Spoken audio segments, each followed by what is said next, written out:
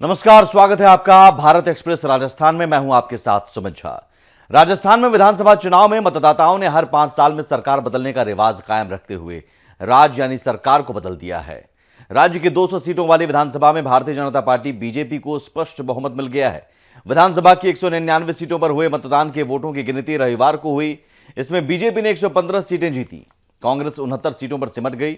8 निर्दलीय जीत चुके हैं। 3 सीटों पर भारत आदिवासी पार्टी के उम्मीदवार जीते हैं। 2 सीटें बहुजन समाज पार्टी बीएसपी के खाते में गई है। मुख्यमंत्री अशोक गहलोत ने जनादेश को स्वीकार करते हुए अपना इस्तीफा राज्यपाल को सौंप दिया।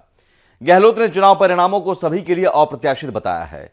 विधानसभा चुनाव के लिए गहलोत सरकार द्वारा शुरू की गई कल्याणकारी योजनाएं पीएम मोदी की अगुवाई वाले बीजेपी के आक्रामक अभियान के सामने विफल रहीं। गहलोत ने हार स्वीकार करते हुए सोशल मीडिया पर लिखा, राजस्थान की जनता द्वारा दिए गए जनादेश को हम विनम्रतापूर्वक स्वीकार करते हैं। ये सभी के लिए एक अप्रत्याशित परिणाम है। ये हार दिखाती है कि हम अपनी योजनाओं, कानूनों और नवाचारों को जनता तक पहुंचाने में पूरी तरह कामयाब नहीं रहे।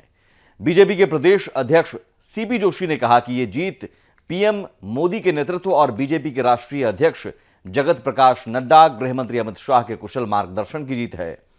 बीजेपी के जीतने वाले प्रमुख नेताओं में पूर्व मुख्यमंत्री वसुंधरा राजे झालरापाटन से, लोकसभा सदस्य राजवर्धन राठौड़ झोटवाड़ा से, बाबा बालकनाथ तिजारा से और दिया कुमारी विद्याधर नगर से शामिल हैं। बीजेपी के हारने वाले प्रमुख नेताओं में नेता प्रतिपक्ष राजेंद्र राठौड़ और उपनेता प्रतिपक्ष सतीश पुनिया शामिल हैं। वहीं कांग्रेस की ओर से मुख्यमंत्री गहलोत, पूर्व उप मुख्यमंत्री सचिन पायलट, कांग्रेस प्रदेश अध्यक्ष गोविंद सिंह डोटासरा जीत गए।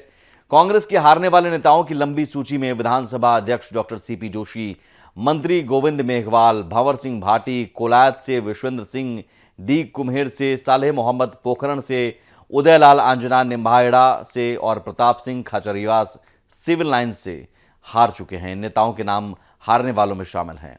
उल्लेखनीय है कि राजनीतिक गलियारों में राजस्थान के विधानसभा चुनाव को राज यानी सरकार और रिवाज बदलने की लड़ाई के रूप में देखा जा रहा था। बीते कुछ दशकों में परंपरागत रूप से राज्य में हर विधानसभा चुनाव में सरकार बदल जाती है, एक बार कांग्रेस, एक बार बीजेपी। इस बार भी ऐसा ही हुआ है।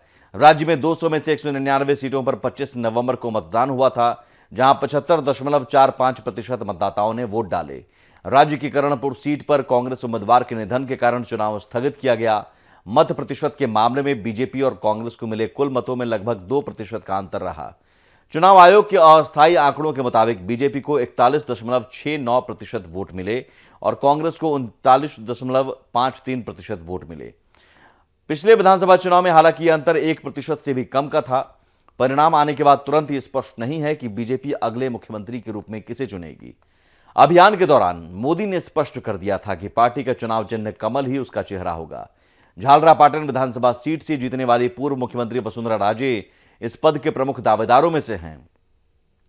लोकसभा अध्यक्ष ओम बिरला और केंद्रीय कानून मंत्री अर्जुन राम मेघवाल भी दौड़ में बताए जा रहे हैं।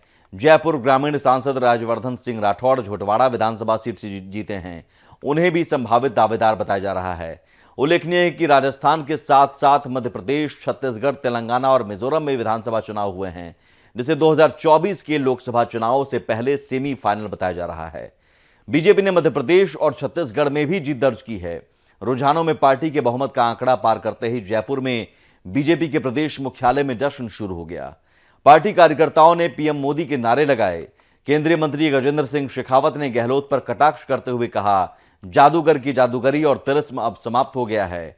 शेखावत भी मुख्यमंत्री पद की दौड़ में शामिल नेताओं में से एक माने जा रहे हैं। चुनाव से पहले कांग्रेस और बीजेपी दोनों ही अपने भीतर गुटबाजी से जूझ रहे थे, लेकिन कांग्रेस के भीतर अंदरूनी कलह अधिक खुलकर सामने आ गई। 2020 में सचिन पायलट ने कुछ विधायकों के साथ गहलोत के खिलाफ विद्रोह कर दिया। चुनाव से ठीक पहले पार्टी के केंद्रीय नेतृत्व ने दोनों के बीच समझौता सुनिश्चित कराया। चुनाव प्रचार के दौरान बीजेपी ने सांप्रदायिक हिंसा को लेकर कांग्रेस सरकार पर निशाना साधा और उस पर तुष्टीकरण, भ्रष्टाचार के आरोप लगाए। वहीं कांग्रेस ने अपनी कल्याणकारी योजनाओं को पेश करने के अलावा पूर्वी राजस्थान नहर परियोजना को एक प्रमुख मुद्दा बनाने की कोशिश की और केंद्र सरकार पर इसे राष्ट्रीय परियोजना का दर्जा नहीं देने का आरोप लगाया। निर्वर्तमान विधानसभा में सत्तारूढ़ कांग्रेस के 107, बीजेपी के 70 और राष्ट्रीय लोकतांत्रिक पार्टी आरएलपी के 3 विधायक थे। इसके अलावा माकपा और भारतीय ट्राइबल पार्टी बीटीपी के पास 2-2 सीटें थीं और राष्ट्रीय लोकदल के पास 1 सीट थी। निर्वतमान विधानसभा में 13 निर्दलीय थे और 2 सीटें उदयपुर और करणपुर खाली थीं। इस वीडियो में फिलहाल इतना ही। और भी इस तरह की खबरों के लिए आप जुड़े रहिए भारत एक्सप्रेस राजस्थान के साथ। नमस्कार।